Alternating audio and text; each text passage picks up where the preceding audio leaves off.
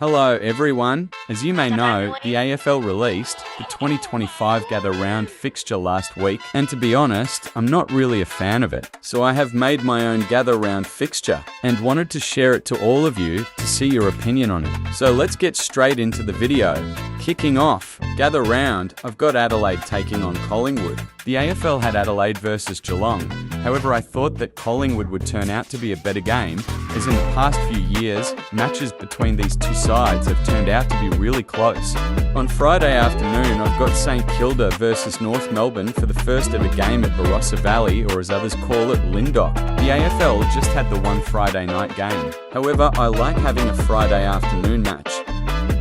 We head back over to the Adelaide Oval, where Port Adelaide take on Hawthorn. This is a match that the AFL has scheduled, not at the same time slot as I have it on the Friday night, and they have it as the last game of the round on the Sunday. I think this is the best match of the round, as they have recently played games with close results, and also because of the Ken Hinkley incident last season. On the Saturday, I've got Melbourne taking on Gold Coast at Norwood. This is a bit of a random game, but I see potential in it as both sides are at a similar skill level at the moment.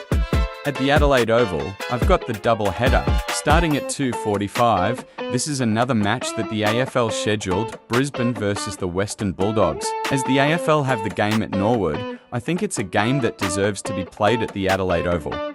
For the second match of the doubleheader, I've got Carlton taking on Geelong. Obviously, with the two big Victorian sides, this should be a good game. The AFL had Carlton taking on West Coast, but in recent matches between the two, it hasn't been great games.